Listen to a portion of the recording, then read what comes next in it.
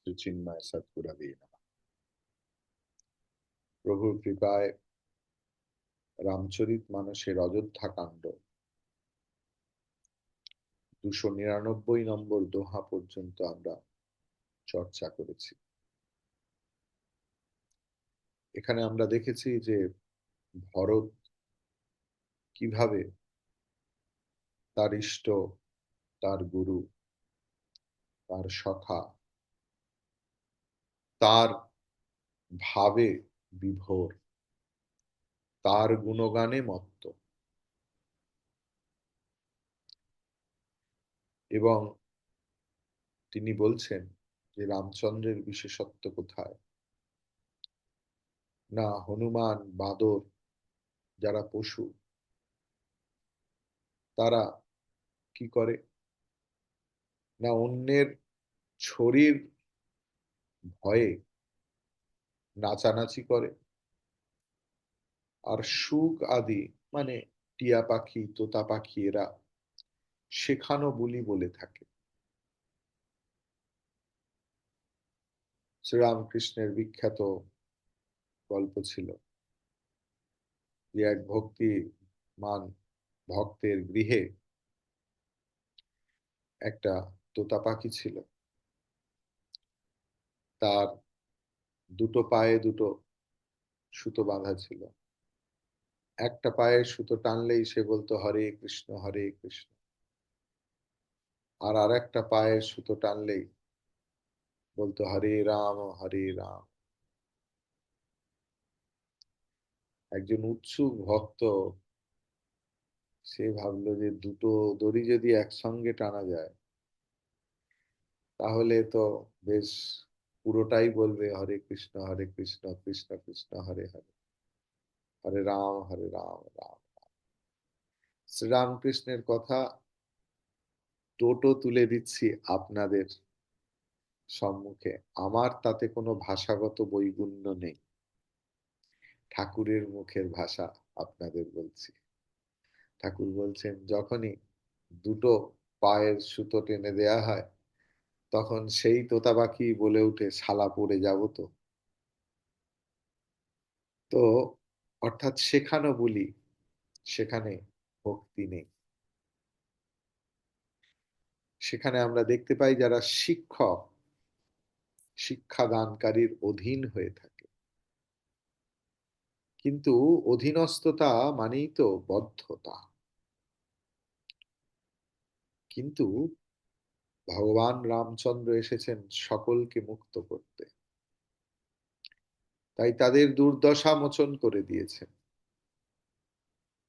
আমরা দেখব যে বানর শ্রেষ্ঠ হনুমানজির মূর্তি আজ দেশে বিদেশে ঘরে ঘরে পূজিত, তা রামচন্দ্রের কৃপায় একমাত্র। ভল্লুক, জাম্বুবান, তিনিও পূজিত, এবং তিনি তাকে সম্মান দিয়েছেন বলেই তার কন্যাকে স্বয়ং ভগবান শ্রীকৃষ্ণ বিবাহ করেন জাম্বুবতী, আপনারা নিশ্চয়ই জানেন। অর্থাৎ তাদেরকেও সাধুর মর্যাদা দিয়েছেন। এমন কৃপালু আপনি, হে প্রভু, তুমি ছাড়া আর এই পৃথিবীতে কে আছে যে এমন সকলের মর্যাদা রক্ষা করতে তৎপর। আমি তোমার ছোট ভাই, আমি হঠাৎ করে আনন্দের সঙ্গে, আনন্দে আমি মামার বাড়িতে ছিলাম, হঠাৎ করে ডেকে পাঠানো হলো, কানাঘুষো শুনেছিলাম আপনার বিবাহ, তাই ভাবছি কি না কি হবে। হঠাৎ করেই এই দুটো ঘটনা, তিনটে ঘটনা, যে পিতা দেহত্যাগ করেছেন, আপনি সীতামা এবং লক্ষ্মণ তারা বনবাসে চলে গেছে, এবং তার কারণ স্বরূপ আমি, আমার এই শোক আমি ধরে রাখতে পারি।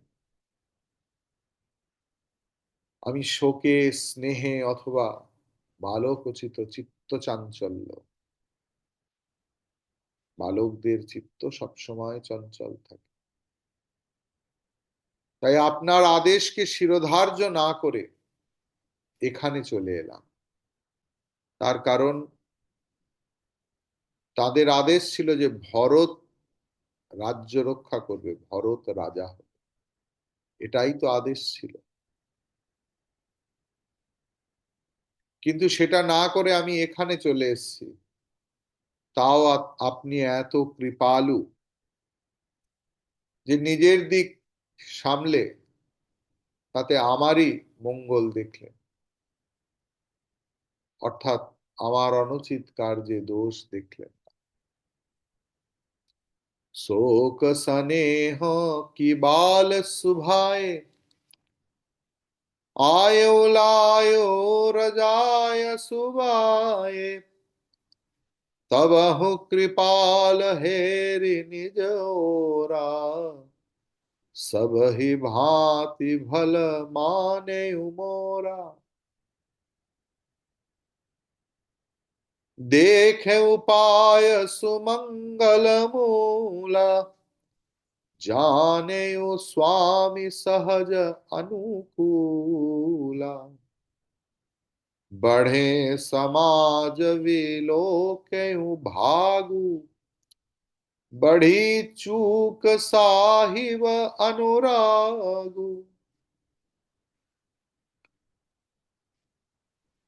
সকল মঙ্গলের মূল, সমস্ত মঙ্গলের সুমঙ্গল মূলা, কি সেটা না, হে প্রভু তোমার শ্রীপাদ পদ্ম, তার দর্শন আমি করেছি। দেখেও পায় সুমঙ্গল মূলা, এই যে প্রভুর শ্রীচরণ দেখা, তাই আমার জীবনের সবচেয়ে বেশি মঙ্গল। এটা কিন্তু ব্যক্তিগত ভাবের বিষয়, এইটা বারবার বোঝার চেষ্টা করি। আধ্যাত্মিক জীবন, spiritual life is a total personal life. এখানে যার যেমন ভাব তার তেমন লাভ। যে পাথরকে শিবলিঙ্গ বলে পুজো করে এবং তাতে সত্যি সত্যি শিবজি অধিষ্ঠান করছেন, এই বোধে তার নিত্য পূজা ভোগ রাগ আদি করে পরম শান্তিতে বিরাজ করেন এবং সকলের মধ্যেই সেই শিবকে দর্শন করেন, তিনি ধন্য। আবার কেউ কেউ তাতে শুধু পাথরই দর্শন করে, পাথরের কোনোটাতেই কিছু এসে যায়। ভগবান রামচন্দ্রকে যে ভগবান হিসেবে দর্শন করেছে, দেখেছে, ভেবেছে, তার জীবন ধন্য হয়ে গেছে রামায়ণের প্রতি পাতায় পাতায়। শুধু রামায়ণ নয়, পরবর্তীকালে ভক্তিভাবে, জীবনের উদাহরণ দেওয়ার জন্য নয়, যারা অসংখ্য নারী সঙ্গ করে শ্রীকৃষ্ণের উদাহরণ দেয়, তাদেরকে মোটেও কৃষ্ণ ভক্ত মনে করবেন। তাই যারা রামচন্দ্রের জীবনের কোনো একটা দিক, সেটাকে দিয়ে নিজের জীবনের বড় কিছু করতে, মানে কোনো খারাপ কাজ করেছে, তাকে মোটেও মনে করবেন না যে তারা রাম ভক্ত। যে সত্যি সত্যি রাম ভক্ত, সে কখনো অনাচার করতে পারে না। এমন প্রেমিক মানুষের যে ভক্ত হয়, যে পশু আর মানুষে ভেদ রাখেনি, যে পশুকে দেবত্বে উন্নীত করে দিয়েছে পরম প্রেমে, যে কোল ভিল মুন্ডা যাদের মানুষ ছায়া পর্যন্ত মারাতো না, তাদেরকে আলিঙ্গন করেছে, তাদেরকে দেবত্বে উন্নীত করে দিয়েছে, সেই মানুষের ভক্ত যারা হয়, তারা কখনো জগতের অনিষ্ট করতে পারে না। তাই তারা যদি রামের নাম করে, রামের কোনো ঘটনাকে উল্লেখ করে জগৎ অনিষ্টে লেগে যায় যে রামচন্দ্র এটা করেছিল আমিও করছি, সে রামের ভক্ত না। যে শিবের ভক্ত বলে মুহুর্মুহু গাঁজা টানে, তাকে দয়া করে শিব ভক্ত ভাববেন না। তার কারণ শিব হতে গেলে, শিবের ভক্ত হতে গেলে, আর শিবের জীবন অনুকরণ করতে গেলে তাকে প্রথমে নীলকণ্ঠ হতে হবে, কালকুট বিষ পান করতে হবে, তবে না তার শিবত্ব প্রাপ্তি। শুধু শিবের নামে ভুরুক ভুরুক গাঁজা টেনে দিলাম, তা হবে। একজন বাংলায় খুব বিখ্যাত লেখক ছিলেন, বনফুল। তো তিনি বলছেন যে আমার ঠাকুমার জন্য কলকাতা থেকে মাঝে মাঝে হাঁপানির ওষুধ পাঠাতাম। ঠাকুমা বলতেন যে বাবা, এই একটি মাত্র রোগ আছে যা তোমাকে শুইয়ে দেবে না। মানে হাঁপানি রোগের রুগীরা শুয়ে থাকতে পারে না, তাদের বসে থাকতে হয়। তো তার ওষুধ থেকে আমি মাঝে মাঝে দু এক দাগ খেয়ে নিতাম, যখনই শুনেছিলাম যে তাতে নাকি গাঁজার আরোগ মেশানো আছে, বেশ ঝিমুনি লাগতো, আর হাত দিয়ে লেখাও বেরোতো। কিন্তু পরে বুঝেছিলাম যে আমার এত লেখা গাঁজাখুরি কেন, না আমি ওই ঠাকুমার হাঁপানির ওষুধ দু এক দাগ খেয়ে লিখতাম বলে।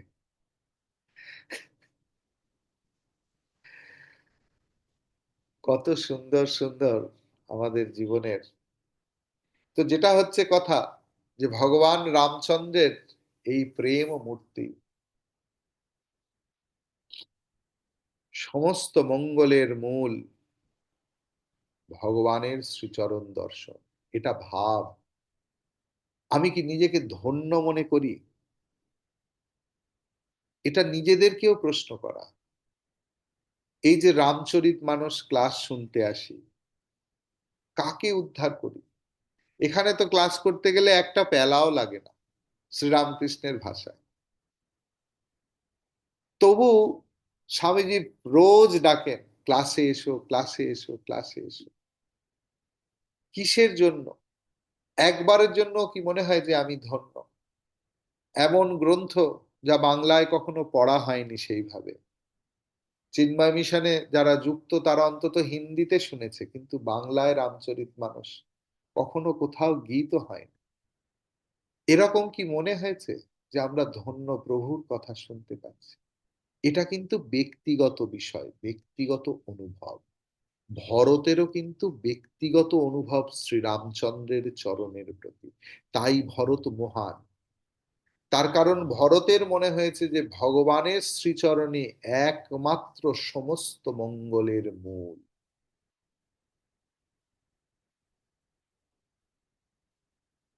যার ফলে আমার জীবনের সব কিছু অনুকূল হবে, সবটাই প্রভুর প্রসাদ।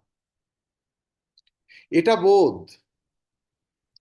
কোন ভক্তকুল রাত্রির 2:45 সময় ঘুম থেকে উঠে 3:15 কোনো এক বিশেষ দিনে পদ্মনাভ স্বামীর মঙ্গল আরতি দর্শন করে নিজেদের জীবন ধন্য ধন্য করছে। সাধারণ মানুষের মনেই হবে যে কি এমন আছে, একটা পাথরের মূর্তি এমনি করে শুয়ে আছে, আমি রাত দিন ওরকমই শুয়ে থাকতে চাই, সেখানে দাঁড়িয়ে দেখলাম তো কি হলো। কিন্তু যে ভক্ত, তার মনটা সারা জীবনের জন্য ভরে গেল। গুরুবায়ুর মন্দিরের অত সুন্দর দর্শন, মনে হয় যেন আজ এই মুহূর্তেও যদি আমার মৃত্যু হয় কোনো অসুবিধা নেই, আমার জীবনের সমস্ত কিছু ধন্য হয়ে গেছে। এই ব্যক্তিগত ভাব। Spiritual life is a total personal life. It's a life of realization, not the life of exhibition. এইটা মাথায় রাখতে হবে। ভরতেরও কিন্তু সম্পূর্ণ ব্যক্তিগত। তাই ভরতের এই রকম একটা যে রাজ পরিবারের ছেলে হঠাৎ করে চলে এসেছে, যে রাজশয্যায় শুয়ে থাকে, রাজভোগ যার অন্ন, এই রকম সন্ন্যাসীর বেশে খালি পায়ে পাথরে তার মনে হচ্ছে যে আজ আমি কত সৌভাগ্যবান, এই তীর্থভূমিতে আমি উপস্থিত হয়েছি, আর আমি এত বিচ্যুতি করেছি, প্রভুর আমার প্রতি এত অনুরাগ। বড়ে সমাজ বিলো के भागु, বড়ি চুক সাহিব অনুরাগ। প্রভুর কত কৃপা। আমরা কি জীবনের প্রত্যেকটা দুর্ঘটনাতে, ঘটনা এলে, লটারি পেলে বলি দেখো কিরাম নম্বরটা লাগিয়েছিলাম, দুর্ঘটনা ঘটলেই আমরা প্রথমেই যে টার্গেট থাকে ঈশ্বরের প্রতি। ভক্ত সে যে জীবনের প্রতিটা প্রতিকূল অবস্থাকে ঈশ্বর প্রসাদ বলে গ্রহণ করতে পারে। ভালো ঘটনা এলেই আমরা আমাদের ক্রেডিট নিতে চাই, কিন্তু যখন জীবনে দুর্ঘটনা আছে, দুর্বিষহ অবস্থা আসে, ব্যবসায় ডামাডোল, পরিবারে গন্ডগোল, কেউ অযাচিতভাবে অপমান করে চলে গেল, একবারের জন্য কি মনে হয়েছে প্রভুর কৃপায় হয়েছে? যে প্রভুর কারোর হয়তো শরীরের সাংঘাতিক অসুস্থতা, একবারের জন্য মনে হয় কি প্রভুর কৃপায় আজ আমার এইটা হয়েছে, প্রভুর কৃপায় সেরে উঠেছে? এই হচ্ছে ভক্ত লক্ষণ, যে জীবনের সমস্ত কিছুতে প্রভুর কৃপাকে অবলোকন করে। কৃপা অনুগ্রহ অঙ্গু अघाई, की नहीं कृपा निधि सब अधिकाई। राखा मोर दुलार गोसाई, अपने सील सुभाय भलाई। কৃপা নিধান, কৃপার সমুদ্র আমার উপর অশেষ কৃপা এবং অনুগ্রহ করছে। প্রত্যেকটা মুহূর্তে এই বোধ যেন একজন ভক্তের আসে যে এই পৃথিবীর কোটি কোটি মানুষ এই পৃথিবী ছেড়ে দিন, আমরা যে অঞ্চলে থাকি, কেউ বালিগঞ্জ, কেউ সল্টলেক, কেউ হাওড়া, এই অঞ্চলে তো কত কোটি কোটি লক্ষ লক্ষ মানুষ বাস করছে, পশুর মতো জীবন যাপন করছে, সকালবেলা ঘুম থেকে উঠছে, সংসারের জিনিসপত্র আনছে, কাজে বেরিয়ে যাচ্ছে, আবার কাজ থেকে আসছে, কি গো চা হয়েছে, এখনো তোমাদের সারাদিন বাড়িতে বসে থাকো, কি করো, সময় একটা চা পাই না, আর রাত্রিবেলা খাওয়া দাওয়া করে সবাই মিলে একসঙ্গে খেতে বসা হলো, ওটাই জীবন। কিন্তু জীবনের কি একবারের জন্য মনে হচ্ছে যে আহা, এই দিনের একটা মুহূর্ত, একটা সময়, আধ ঘন্টা হোক, 40 মিনিট হোক, আমি সৎ প্রসঙ্গ শুনতে পাচ্ছি, আমি বুঝতে পারছি, আমার আমি আমি দেখতে পাচ্ছি আমার জীবনের দিশা কি হওয়া উচিত, আমি দেখতে পাচ্ছি যে আমার জীবনে সাক্ষাৎ গুরুরূপে শ্রীরামচন্দ্রই যেন তার রামচরিত মানসের মধ্যে দেখিয়ে দিচ্ছেন জীবনে কি করে চলা উচিত, কিভাবে ক্ষমা করা উচিত, কিভাবে রাগ দেশহীন হিসেবে চলা উচিত, কিভাবে সহ্য করা উচিত, কিভাবে ভালোবাসতে হয়, কিভাবে মানুষকে মর্যাদা দিতে হয়, তবে শ্রেষ্ঠ হয়ে যায়। আমরা শ্রেষ্ঠত্ব লাভের জন্য কত কিছু করি, অথচ শ্রেষ্ঠত্ব হওয়ার এই গোপন তত্ত্বগুলো এখানে লুকিয়ে আছে। বিনয়ী হলে মানুষ শ্রেষ্ঠ হয়। যে মানুষ গুরুর কাছে মাথা ঝোঁকাতে পেরেছে সে জগতের কাছে শ্রেষ্ঠ হয়েছে। এই তো শ্রেষ্ঠত্বের লক্ষণ। উদাহরণ স্বামী বিবেকানন্দ, যিনি প্রত্যেক রাত্রে শ্রীরামকৃষ্ণের কাছ থেকে এসে ভাবতেন যে আমি কিছুতেই এই গেঁয়ো অশিক্ষিত লোকটার কাছে নিজেকে বিকোব না, আমি এত পড়াশোনা করেছি, আর পরেই কেঁদে ফেলতে যে এই মানুষটা আমাকে কাদার তালের মতো চটকাচ্ছে, নিজের মতো শেপ দিতে চাইছে। তবেই না তার মুখ দিয়ে বেরিয়েছে, নাথ তুমি সর্বস্ব আমার, প্রাণ আধার সারাত সার, তুমি হে উপায়, তুমি উদ্দেশ্য। এই গুরু শরণাগতি নরেন্দ্রনাথ দত্তকে স্বামী বিবেকানন্দে পরিণত করেছে।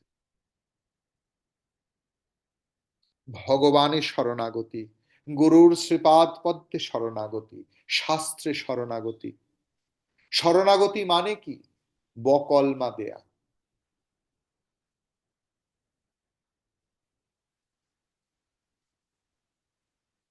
ঠাকুর শ্রী রামকৃষ্ণ গিরিশ ঘোষকে বলছেন, ওগো তুমি মাঝে মাঝে একটু একটু ভগবানের নাম করো।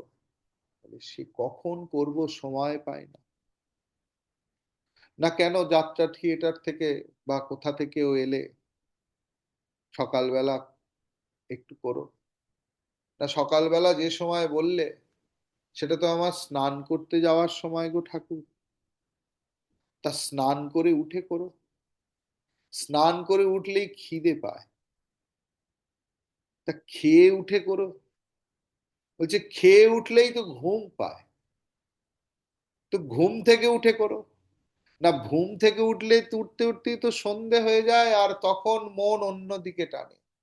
আর আমি যে পাপ করি তুমি জানো না ঠাকুর, তাই আমি গঙ্গা স্নান করতে যাই না, যে আমার ভয় হয় আমার এত পাপ যে আমার স্পর্শে গঙ্গা উবে যাবে। ঠাকুর তখন বলছে, দাও তাহলে আমাকেই বকলমা দাও, আমি তোমার হয়ে জপ ধ্যান করব। Girish Ghosh took refuge to the holy lotus feet of Sri Ramakrishna, ভগবানের শ্রীপাদ পদ্মে আশ্রয়। এবং বলছেন যে তখন আমি বুঝিনি এই বকলমার অর্থ কি। আজ আমি যা কিছু করতে যাই, এক গ্লাস মদে যখন চুমুক দিতে যাচ্ছি, মনে হচ্ছে এই রে ঠাকুর তো দেখছেন, আমি কি করে করব। যখন বেশ্যালয়ে যাচ্ছি, ভাবছি ছি ছি ছি ছি ছি, ঠাকুর দেখছেন, আমি কিভাবে যাব। এর নাম শরণাগতি। তাই বেশ্যাগামী মাতাল মোদ নোট গিরিশ শুধুমাত্র শরণাগতিতেই পৃথিবী খ্যাত ভক্ত ভৈরব গিরিশে পরিণত হয়েছে। শরণাগতি আমাদেরকে মহৎ করে তোলে। ভরত চরিত্র এত মহৎ তার কারণ তার শরণাগতির জন্য।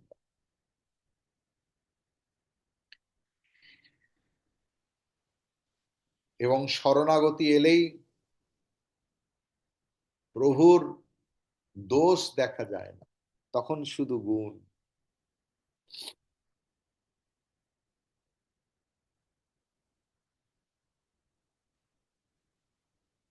যিনি মধুরাষ্টকমের রচয়িতা বল্লভাচার্যজি কৃষ্ণের এমন ভক্ত ছিলেন যে ভাগবতের যেখানে আছেন যে ভগবান অস্বীকার করছেন যে আমি মাটি খাইনি, অথচ তিনি খেয়েছেন। আপনারা যদি কখনো ভগবত বল্লভাচার্যজির ভাষ্য পড়েন, তিনি সেই নকারান্ত শব্দকে কিভাবে পজিটিভ করেছেন ভগবানের গ্লোরি প্রকাশ করার জন্য, আপনারা অবাক হয়ে যাবেন যে এমনও ভক্ত হয় যে ভগবানের কোনো দোষ দেখতে পায় না। তবেই তিনি বল্লভাচার্য। আজ মৃত্যুর 1000 বছর পরেও আমরা তার নাম করি। কত মানুষ তো এসে গেছে। আমরা নিজেদের বাপ মায়ের ছবিগুলোকে ঠিক মতো ভাবে রাখতে পারি না, ঘর গুছানোর সময় ভাবি যে কোথায় রাখবো। দাদু দিদা তো ছেড়ে দিন, আর 1000 বছর আগের বল্লভাচার্যজির নাম নিচ্ছি আমরা। কেন তারা শ্রেষ্ঠ? না তারা প্রভুর গুণকীর্তন, তাদের গুরুর গুণকীর্তন করতে শিখেছে। হে প্রভু, এত তোমার সদাচার,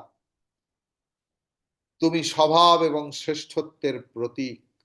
হে নাথ, আমি শ্রী প্রভু এবং সাধু সমাজের সম্মুখে অনেক সুকথা কুকথা বলে সকলকে সংকুচিত করেছি। তার কারণ আমরা যখন কাউকে অপমান করি, সেই মানুষটা সংকুচিত হয়। পাপ লাগে যে বলে। এই আচার্যর কাজ করতে গিয়ে কত মানুষকে যে রাত দিন বকুনি দিতে হয়, আর তাদের ফলে আমার এই রাত দিন শরীর খারাপ। পাপের ভাগ নিজেকেই নিতে হবে, কেউ নেবে না। তারা কত সংকুচিত হয়ে যায়। অথচ আচার্যের একটাই কাজ, কি করব, সে কাজ ছাড়তেও পারি। যাই হোক, ভরত বলছে আমার ধৃষ্টতা হয়েছে, হে দেব, আপনি আমাকে আর তো জেনে সেই ইচ্ছা মতো যা কিছু বলার জন্য ক্ষমা দিন, ক্ষমা করে দিন। सुहृद सुजान सुसाही बही, बहुत कहव बड़ी खोरी, आयसु देय देव अब, सबई सुधारी मोरी। অহেতুক কৃপা সিন্ধু, অহেতুক প্রেম, এই প্রেমের কোনো কারণ নেই যে কেন ভালোবাসি। ভালোবাসি তাই ভালোবাসি।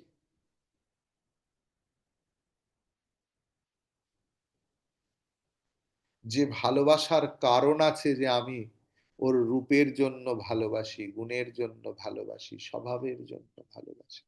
সব পরিবর্তনশীল, সব অনিত্য। রূপ পরিবর্তন হয়ে যায়, অবস্থার অনুযায়ী গুণ পরিবর্তন হয়ে যায়, স্বভাব পরিবর্তন হয়ে যায়।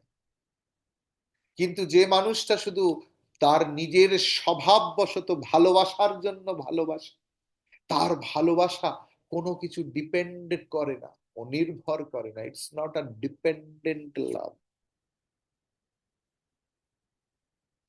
ভগবানের ভালোবাসা আমাদের প্রতি নিঃস্বার্থ ভালোবাসা। তিনি পাগলের মতো ভালোবাসছেন। প্রেমের সমুদ্র তিনি, উথলেছে প্রেম পারাবার।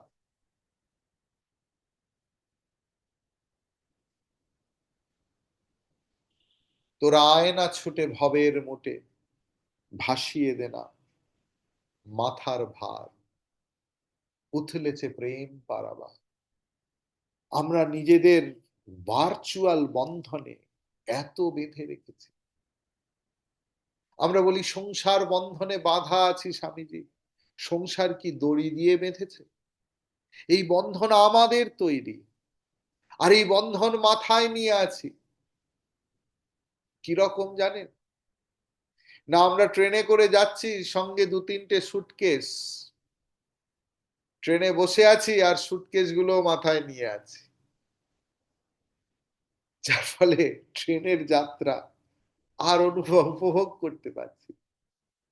তোরা আয় না ছুটে ভবের মোটে, ভাসিয়ে দে না মাথার ভার, উথলেছে প্রেম পারাবার। যার লেগেছে বোঝা তার হয়েছে সোজা। এই সংসার, এই বন্ধন কি কারোর কাছে বোঝা মনে হয়?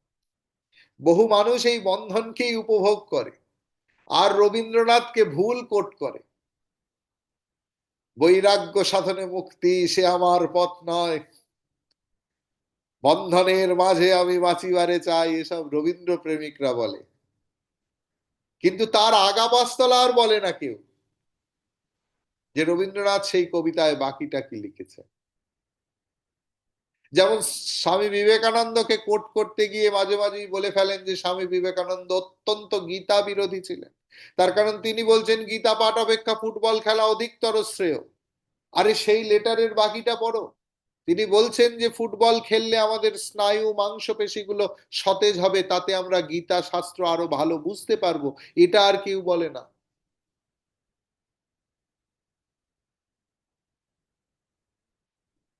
যার লেগেছে বোঝা তার হয়েছে সোজা। সে কি করে? তখন সে বোঝাবুঝির বুচকি ফেলে মারছে সে মজা।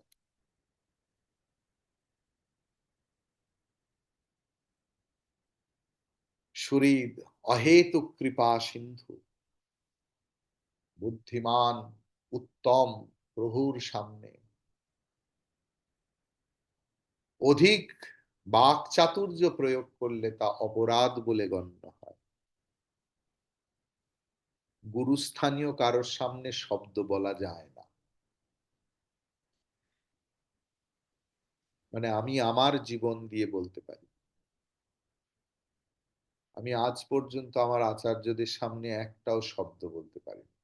এই যে দেখেন যে দিবাকর চৈতন্য ঘন্টার পর ঘন্টা ক্লাস নিচ্ছে, বা একটু সময় পেলেই মনে হচ্ছে ঠিক আছে একটা এক্সট্রা ক্লাস করে নি, সেই মানুষটি যখন গুরুর সামনে থাকে তার চোখে জল ছাড়া আর কিছু থাকে না। আমি কখনো একটা শব্দও বলতে পারি না। আমি শুধু একা না, বহু মানুষ। শব্দ আসে না, মনে হয় যেন সমস্ত সমস্যা, সব প্রশ্নগুলো সব কোথায় ডিজলভড হয়ে গেল, গুলে গেল। ভরতেরও একই অবস্থা।